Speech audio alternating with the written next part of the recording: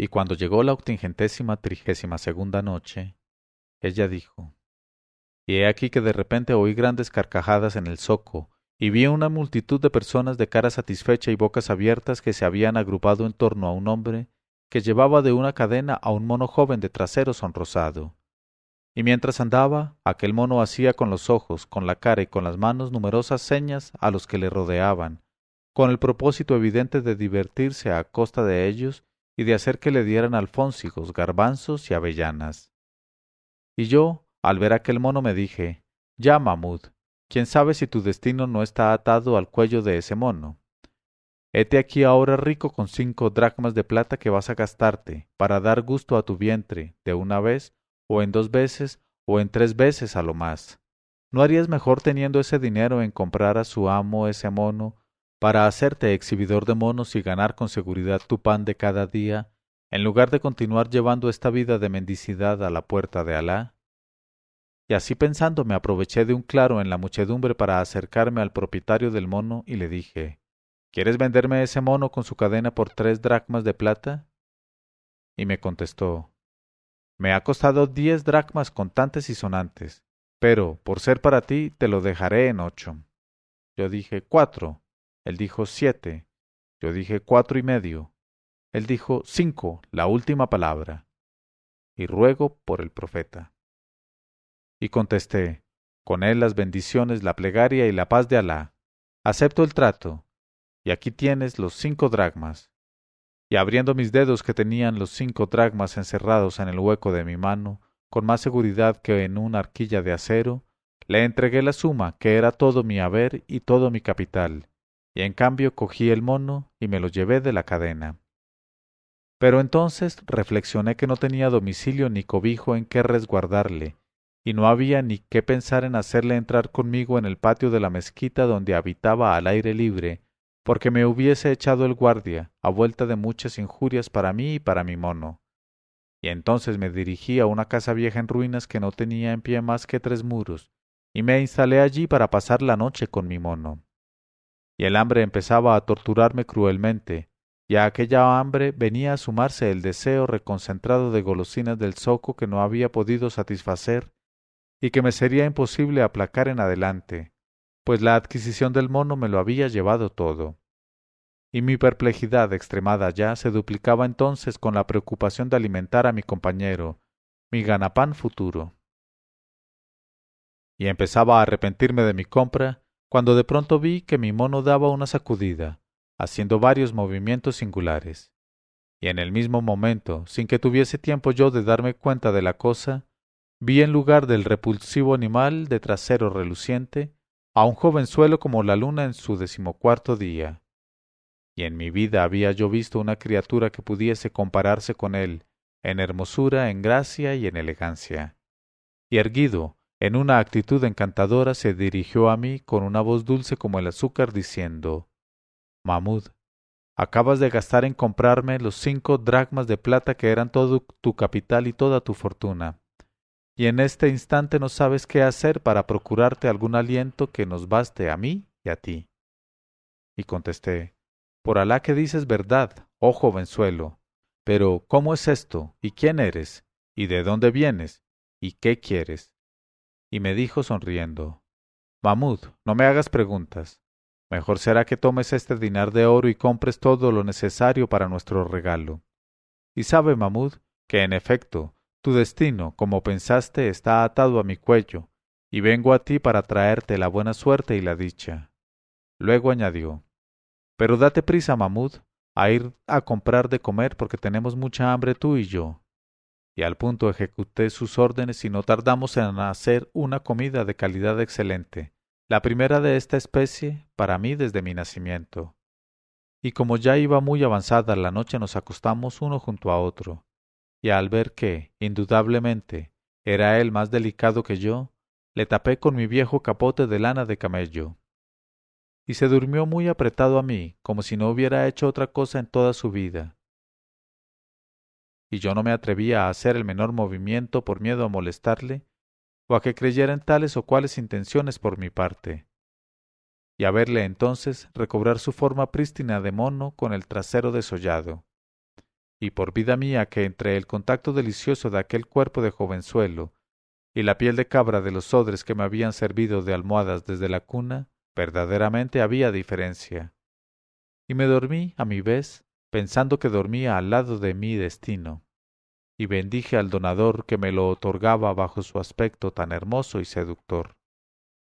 Al día siguiente el jovenzuelo, que hubo de levantarse más temprano que yo, me despertó y me dijo: Mahmud, ya es tiempo, después de esta noche pasada de cualquier manera, de que vayas a alquilar en nuestro nombre un palacio que sea el más hermoso entre los palacios de esta ciudad, y no temas que te falte dinero para comprar los muebles y tapices más caros y más preciosos que encuentres en el zoco.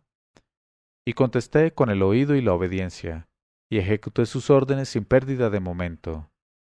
He aquí que, cuando estuvimos instalados en nuestra morada, que era la más espléndida de El Cairo, alquilada a su propietario mediante 10 sacos de 10.000 dinares de oro, el jovenzuelo me dijo: Mahmud, ¿cómo no te da vergüenza acercarte a mí y vivir a mi lado, vestido de harapos como vas, y con el cuerpo sirviendo de refugio a todas las variables de pulgas y de piojos?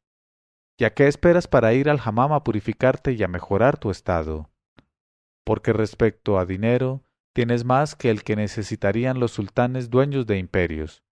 Y en cuanto a ropa, solo tienes que tomarte el trabajo de escoger.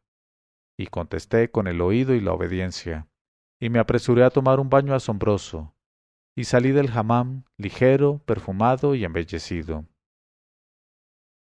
Cuando el jovenzuelo me vio reaparecer ante él, transformado y vestido con ropas de la mayor riqueza, me contempló detenidamente y quedó satisfecho de mi apostura. Luego me dijo: Mahmud, así es como quería verte. Ven a sentarte ahora junto a mí. Y me senté junto a él pensando para mi ánima: vaya, me parece que ha llegado el momento. Y me dispuse a no rezagarme de ninguna manera ni por ningún estilo. Y he aquí que, al cabo de un momento, el jovenzuelo me dio amigablemente en el hombro y me dijo: Mahmud. Y contesté: Ya, Sidi. Él me dijo: ¿qué te parecería que llegara a ser tu esposa una jovenzuela hija de rey, más hermosa que la luna del mes de Ramadán? Yo dije: la tendría por muy bienvenida, oh mi señor. Él dijo: en ese caso, levántate, Mahmud, toma este paquete y ve a pedir en matrimonio su hija mayor al sultán de El Cairo, porque está escrito en tu destino ella. Y al verte comprenderá su padre que eres tú quien tiene que ser esposo de su hija.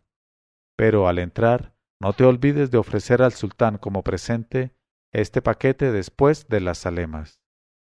Y contesté: escucho y obedezco. Y sin vacilar un instante, pues que tal era mi destino, tomé conmigo un esclavo para que me llevara el paquete por el camino, y me presenté en el palacio del sultán. Y al verme vestido con tanta magnificencia, los guardias de palacio y los eunucos me preguntaron respetuosamente qué deseaba. Y cuando se informaron de que yo deseaba hablar al sultán y llevaba un regalo para entregárselo en propia mano, no pusieron ninguna dificultad para hacer, en mi nombre, una petición de audiencia e introducirme a su presencia al punto. Y yo, sin perder la serenidad, como si toda mi vida hubiese sido comensal de reyes, dirigí la zalema al sultán con mucha deferencia, pero sin ridiculeces, y él me la devolvió con una actitud graciosa y benévola. Y tomé el paquete de manos del esclavo y se lo ofrecí, diciendo: dígnate aceptar este modesto presente, oh rey del tiempo, aunque no vaya por el camino de tus méritos, sino por el humilde sendero de mi incapacidad. Y el sultán mandó a ver qué contenía, y vio joyeles y atavíos y adornos de una magnificencia tan increíble como nunca hubo de verlos. Y maravillado prorrumpió en exclamaciones referentes a la hermosura de aquel regalo, y me dijo: queda aceptado. Pero date prisa a manifestarme qué deseas y qué puedo darte en cambio. Porque los reyes no deben quedarse atrás en liberalidades y atenciones. Y sin esperar a más contesté: oh rey del tiempo, mi deseo es llegar a ser conexo y pariente tuyo en tu hija mayor, esa perla escondida, esa flor en su cáliz, esa virgen sellada y esa dama oculta en sus velos. Cuando el sultán hubo oído mis palabras y comprendió mi demanda, me miró durante 1 hora de tiempo y me contestó: No hay inconveniente. Luego se encaró con su visir y le dijo: ¿Qué te parece la demanda de este eminente señor? En ciertos signos de su fisonomía conozco que viene enviado por el destino para ser mi yerno. Y contestó el visir interrogado: Las palabras del rey están por encima de nuestra cabeza, y no es el señor una conexión indigna de nuestro amo, ni una parentela para rechazarla. Nada más lejos de eso. Pero ¿acaso fuera mejor, no obstante este regalo, pedirle una prueba de su poderío y su capacidad? Y el sultán le dijo: ¿Qué tengo que hacer para ello? Aconséjame, oh visir.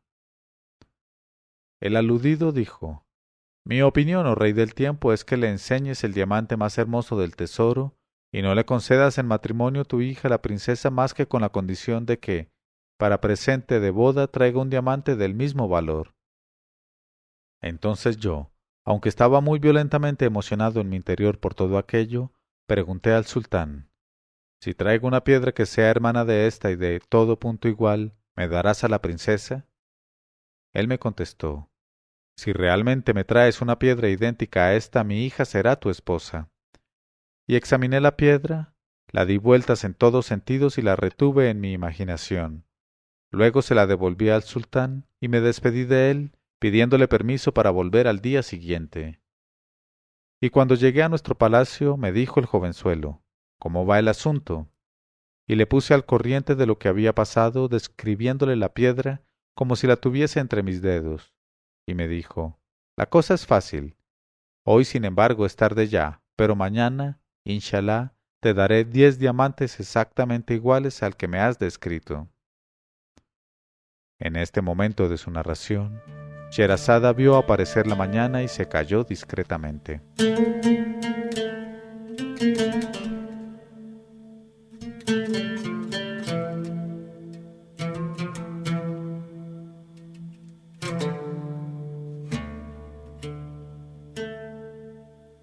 Leyó Mauricio Duque Arrubla.